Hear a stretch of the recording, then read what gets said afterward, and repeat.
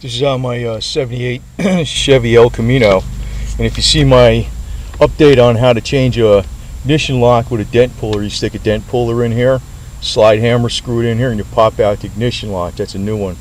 Change it out. So there's a reason why I've been doing this for the last 20 years. I actually put a big padlock around with cables wrapped around the steering column, the steering wheel, and it's actually underneath the to the seat. It's to the seat, underneath the seat frame. That's how I locked this car, because you can steal this car in 2 seconds flat. I've had this car for more than 20 years though. Now what I'm doing is I'm going to pick up some really bulky fencing. There's a way I put it on this little El Camino. You should really put it on a pickup truck, but it fits on here. And I'm going to show you what I do, because what I'm going to be in the process of doing is what I call it is a hurricane-proof fence. Now this is a 4-speed Hurst. Posi traction from the factory, bucket seats, and it's got a 350 Demon carb manual choke. I haven't started in a while.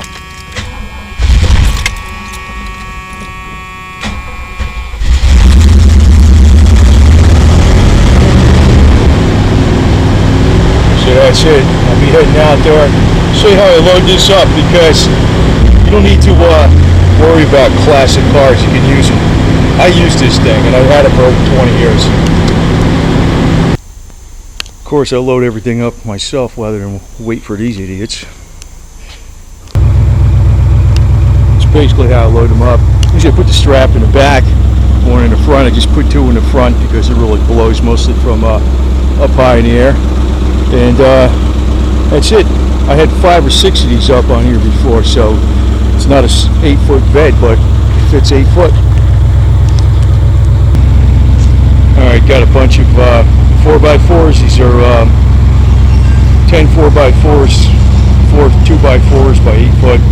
And they're coming out with this new type of wood that it's pressure treated. It doesn't look like it's pressure treated. It's treated with salt, boron.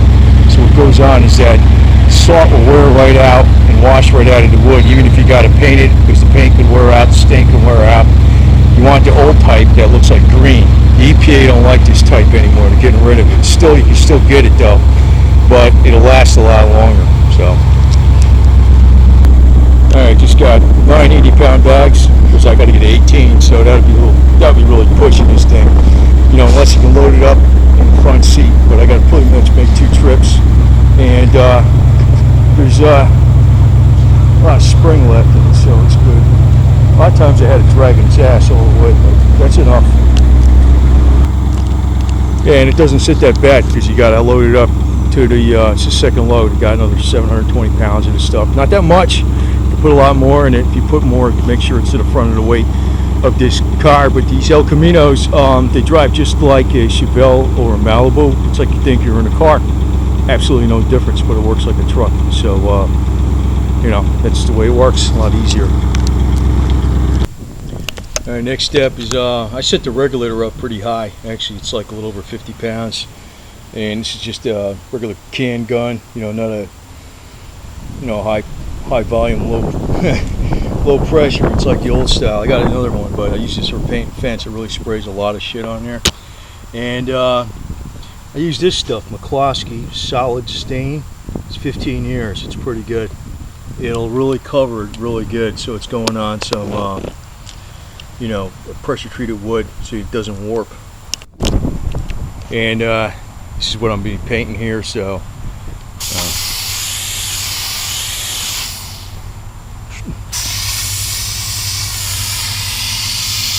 I gotta adjust the gun, put a little more paint on it. I really pour it on there fast so I get it done quick. And this is what's been stopping me for the last day. Rain, or some rain, so I have to wait.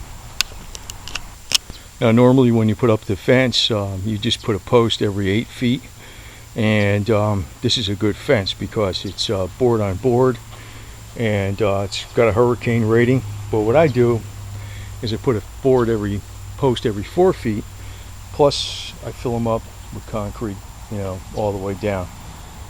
There's at least 100. There's at least 2 80-pound bags, or maybe 2.5-pound bags, between 160 and 200 pounds in each hole. But what this is going to have is every 2 feet, just like the distance between there. So and this can actually be enclosed, believe it or not, so if I want to. But every 2 feet concreted in with you know, close to 200 pounds of concrete on each 4x4. That would probably, this would probably handle winds of 130 miles an hour, no problem. So this is step one so far. Now normally a person would be done if they did this. They got the stain on there, 15-year stain. It's a solid color, and you got a 4x4, plenty of concrete in it, every 8 feet. Like I said, I'm going to put one every 2 feet, but as usual, if you can tell, it's raining out here, and it's been raining in Florida like every day. So this is what's slowing me down. Well, I want to give a final update on what I'm doing here, and you know, I put up some serious fencing around here, obviously, but what I do is I'll cement. These are all 4 feet done, all 4 feet, concreted in with about, usually there's 2 80-pound bags in each hole, or sometimes more, depends on how deep I've digged the hole or how wide. But they're all fully cemented in, every 4 feet. Now what I'm doing in this section is, they're going to be every 2 feet. And I'm getting interrupted with rain. That's the one thing that's bugging me, because you know, you notice some things don't have full painted on them, and actually there's 2 different colors of cedar. The new color of cedar is a little darker, so this will be a little bit darker. I was using the old color.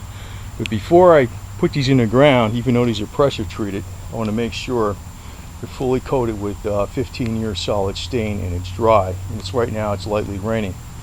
But in this area, they're going to be just the standard way you put the fence up, right? You have 1 pole in the ground every 8 feet. Here it's going to be every 2 feet.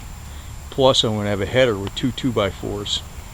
And this whole thing's going to be every 2 feet all the way across. And what's slowing me down is the rain, because not so much the rain due to I can't put the boards in, but I can't paint. So I want to make sure the paint is dry and it's not going on wet wood.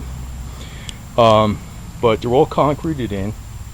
They're down 2.5 feet each, solid concrete all the way through. Also, I'm going to tie in from like this corner to about 8 feet over to that corner, and make a corner out of this. And these will be every 2 feet. And I'm going to do a corner in here, like every 2 feet. So what I can do with this, I'm going to put some of the stuff I have, like with engine stands and engine hoist, tire removing tools and that type of stuff in here, and use it as a extremely strong workshop. But if I wanted to make it into a makeshift paint booth, I can just put a cover over it, you know, pull a car in here and paint it. So it should be totally work like a paint booth, homemade. But the reason I'm pointing this out is, like, a lot of people, sometimes they have concerns about earthquakes, they have concerns about weather. For instance, if you're tying this wood together, and say you went from here down to here in a corner, diagonal, with braces besides putting it on the top, you'd have a structure that would pretty much withstand all kinds of earthquakes. Usually what falls apart in earthquakes is concrete, unless it's reinforced with steel. Something like this, like if you're having every 2 feet like this would probably hold up against at least 120 mile an hour winds, considering that it's all tied in. If you look, this is just laying up here. You know, this is all super solid. It's all tied in that way. So this basically, you can do this on the cheap. Now, you don't need permits in most places for just putting up a fence.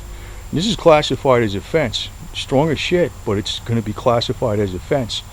And just doing a corner piece from here to the corner down there would still be a fence. It's just a reinforcement. So in actuality, you actually have a storm-proof construction, very cheap, and that's the way I'm doing it. But I know with a little adaptations, you can do quite a bit more with it. So, you know, people worried about hurricanes, earthquakes, tornadoes, And I hate to mention it, Planet Nibiru. I think that's a bunch of crap, but saying Planet Nibiru is coming, this is what you make, right? You make something, you do something itself. And it takes a lot of work because it's physical. It's a lot easier to talk about it. It doesn't really take me that long. It's just that it's the rain. It's been raining off and on every freaking day in Florida, so this is what's been slowing me down in this. Once I get the paint on everything, I can just go ahead and finish it up in the rain. And I will probably be done tomorrow. But my next update on this probably with reinforcements with the corners and stuff like that. And a lot of this wood is not that much money. I will also suggest, when you get concrete, they got 50-pound bags and 60-pound bags. There are way lot more money than the 80-pound bags. The 80-pound bags are a hell of a lot cheaper, and the reason is nobody wants to lift them. You know, so actually at Lowe's has one of the best prices for like getting small amounts of concrete. I think it's $3.85 an 80-pound bag. It's not that bad. I mean, if you have the truck delivered, but most cases people don't even need a yard, and you probably got a minimum delivery of like 5 yards. So the only way to do it is to buy bags of concrete. Suggest that you buy 80-pound bags. All this wood is pressure treated, and also to mention is, and make sure all the wood is painted with the absolute best paint. The paint is called Flood. It's their best paint available. It's a 15-year solid stain, and I do that on all pressure treated wood so it doesn't warp. Because pressure treated wood may be hold together, but it warps. Got to make sure the wood doesn't warp. Even this stuff I put in the ground in solid concrete is all painted. The paint is thoroughly dry, and I really pour it on there. So stuff I put up actually like 15 years ago is still super solid.